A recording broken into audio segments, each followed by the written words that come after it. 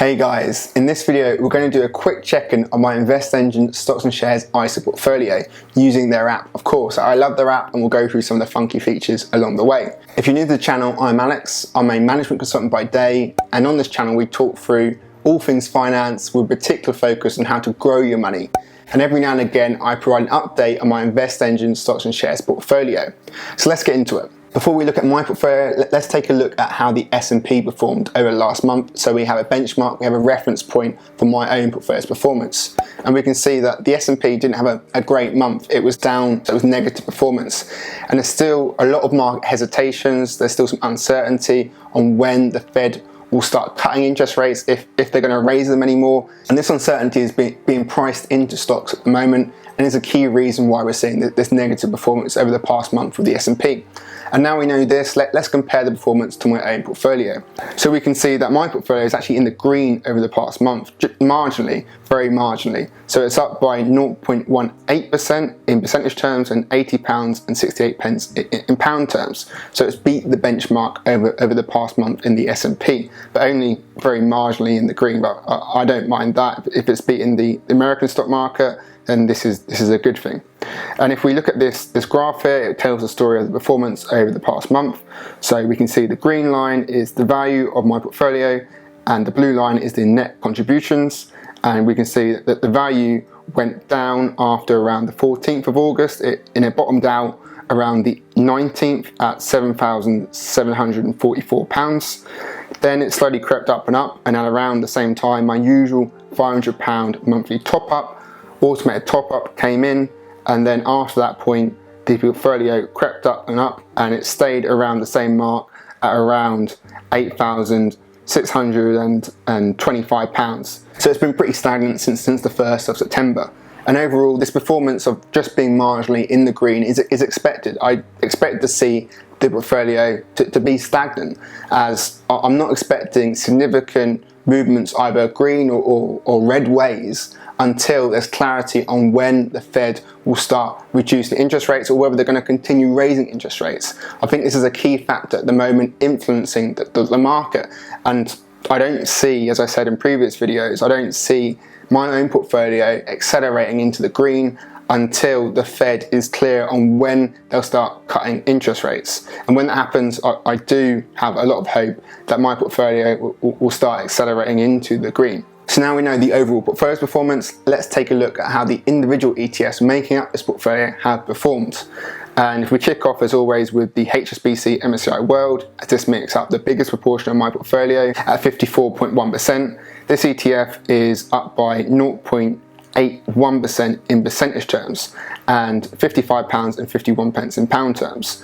And this ETF is largely exposed to America, so it will have absorbed the negative performance of that S&P 500, but it would have also had some potential good performance in other areas of the world, as it's exposed to all different developed regions. So you can see here it's exposed to Europe, excluding the UK, it's exposed to Japan, it's exposed to UK, it's exposed to Asia, excluding Japan, and some of these regions will have had positive performance to combat the marginal negative performance in the US.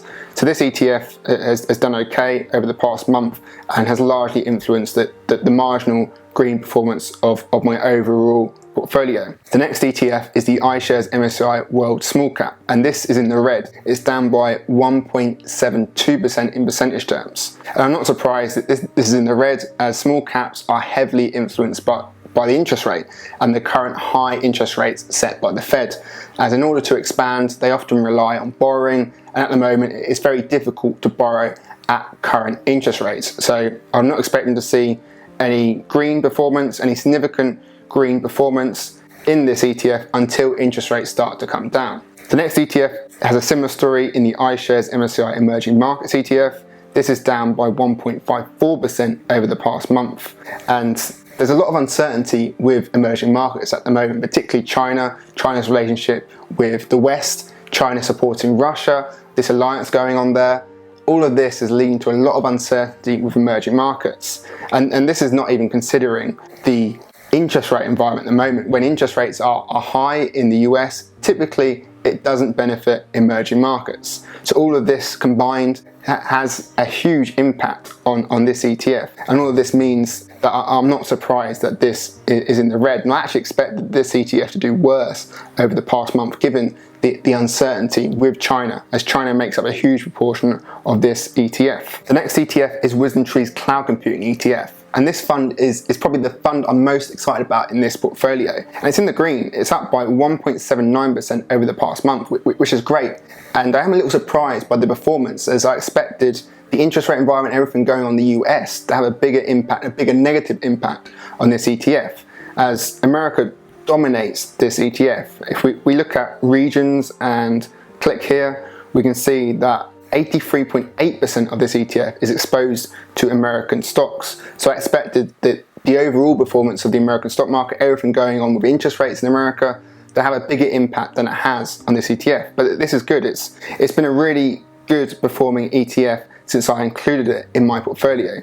If we look at the overall performance of my portfolio, we can see that this ETF is up by 12.37% since I started including it in my portfolio. And it was only in April I started to include it in this portfolio. So this is an ETF I'm really excited by. The next ETF is the iShares Physical Gold, and this is up by 1.6% over the past month. And again, this is a little surprise. It's up over the past month as all that uncertainty with the stock market has likely led to flows of money going into gold, as gold is often a hedge against stock market uncertainty. So I'm not surprised that this has had green performance over the past month. The next one is WisdomTree's Battery Solutions, and let's be frank, this has had an awful month. It's down by 7.34% over the past month, and that's terrible performance. But I'm looking at this fund with a long-term mindset, looking at 5, 10, 15 years later down the line, and I'm very confident still that this fund will do well, as the purpose of this fund, the purpose of the companies inside this fund align